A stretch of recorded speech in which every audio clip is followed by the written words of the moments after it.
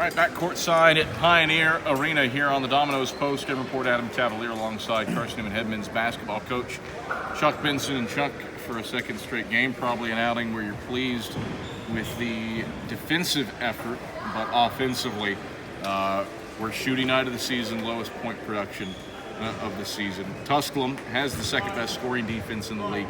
How much of that was stuff the Pioneers forced versus lack of execution on Carson-Newman's part? Well, first, Tusculum's defensive capability was on full display tonight. Good for that.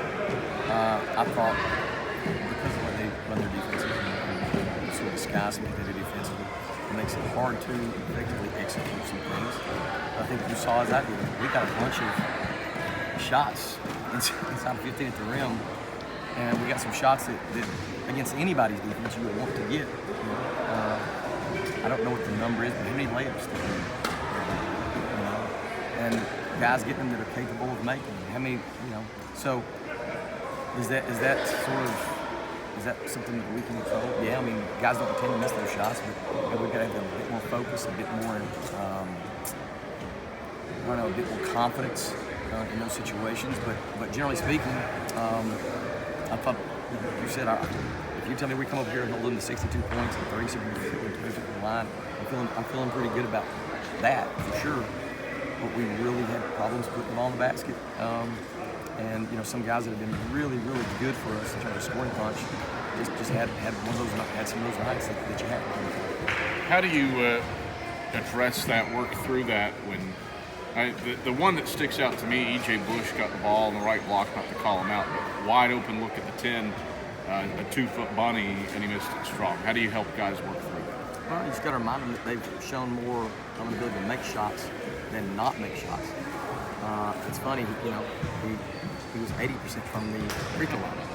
So, he got there and made those shots, and that was good.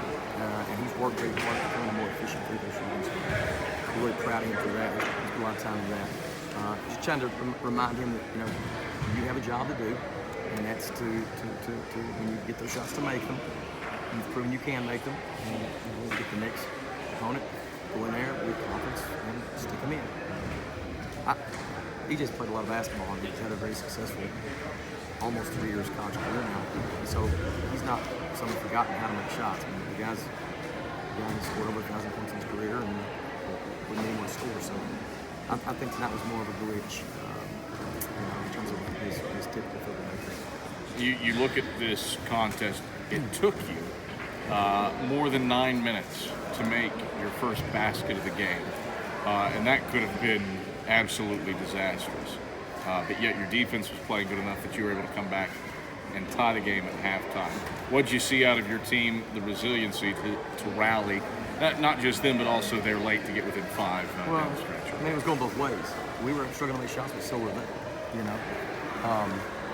And I think, again, both teams were doing things to make the other team struggle. So, from that standpoint, you sort of give praise to both teams' defensively speaking. But I thought, to be honest, we surged there and going to halftime with momentum. And it's tied 25, not up 25. And I really liked sort of the way we battled through that. Our poise in the huddles, our outlook in the huddles was good.